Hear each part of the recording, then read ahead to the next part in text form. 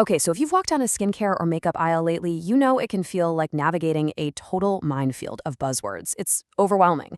Welcome to this explainer where we're going to build a really wholesome, clear understanding of what is actually happening on those shelves. Today, we're breaking down one of the absolutely most powerful yet totally confusing terms out there. So let's just dive right into this.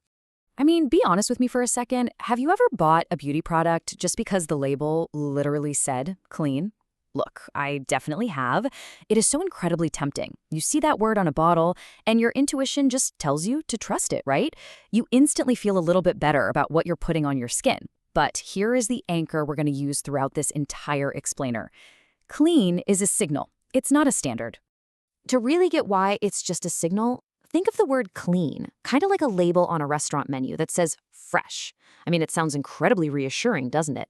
But it doesn't actually tell you fresh compared to what, or for whom, or measured by what standard. The word creates this very comforting expectation long before it ever creates a strict scientific definition. And because of that, our brains actually take this massive psychological shortcut. We trust the word clean because it maps perfectly onto our everyday experiences. Think about visible clean. It's obvious. It's a wiped kitchen counter, a freshly washed shirt, clear running water. You don't need a technical background to know if your kitchen sink is clean, but we borrow that obvious physical meaning and we incorrectly apply it to invisible clean. We apply it to complex cosmetic formulas holding together water, oil, and active ingredients, like your favorite moisturizer, serum, or face wash. You simply cannot judge a complex chemical formula by eye alone. Because of that mental leap we make, the word just becomes emotionally comforting. Clean suggests purity, care, restraint, and control. It acts almost like a misplaced green traffic light. You know, a green light tells you to go, it simplifies your decision and gives you a feeling of safety. But if that light is placed in the completely wrong spot, it gives you permission to trust without ever asking the really hard questions about the actual trade-offs happening inside that little bottle.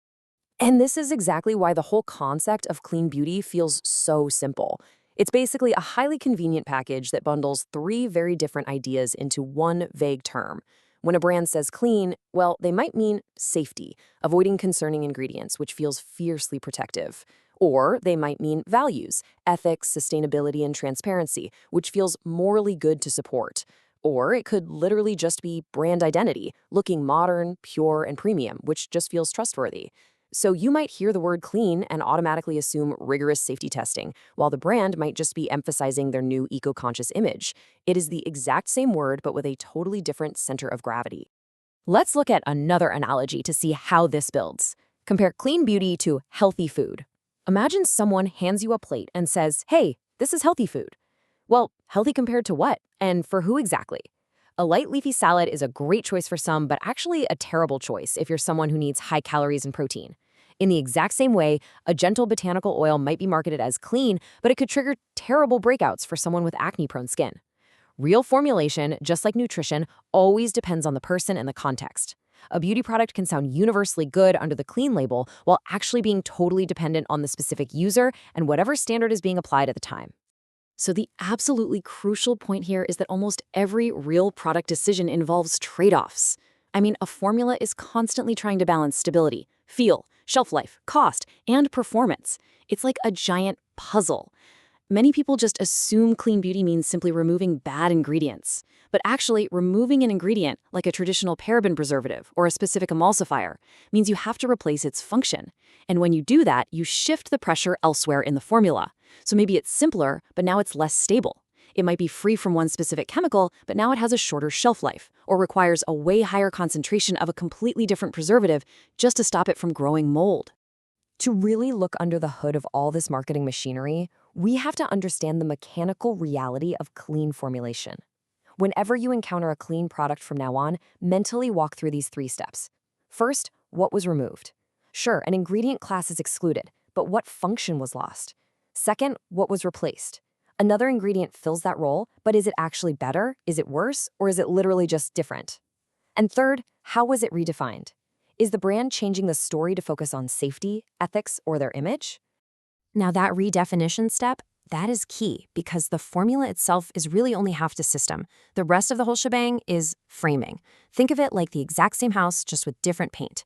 You could have two beauty products with very similar chemical structures.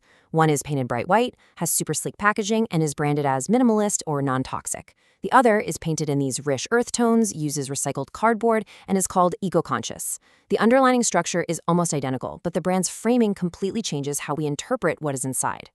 So how do we actually transition from being, passive shoppers influenced by these labels to careful, empowered interpreters? Well, it starts by asking a few specific foundational questions. Next time you pick up a bottle, don't just ask, is it clean? Ask, clean by what standard? Clean for which concern? Clean compared to what alternative? And crucially, is this a formulation claim, a safety claim, or just a brand story? Honestly, these questions are where true clarity begins.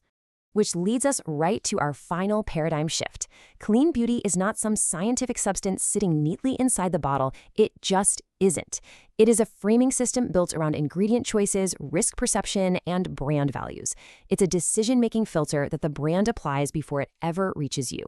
And once you see that it's a decision-making filter, so much of the confusion just disappears. You stop asking whether clean beauty is simply good or bad, and you start asking what exact system the brand is using to communicate with you. As we wrap up this explainer today, I really want you to remember our anchor. Clean is a signal, it is not a standard. It is a beautifully comforting word that naturally guides our attention, but it can never ever replace our own judgment. So I'm going to leave you with this thought. Next time you are standing there in that beauty aisle and you see a clean label, are you just going to hear the slogan? Or are you going to see the structure underneath?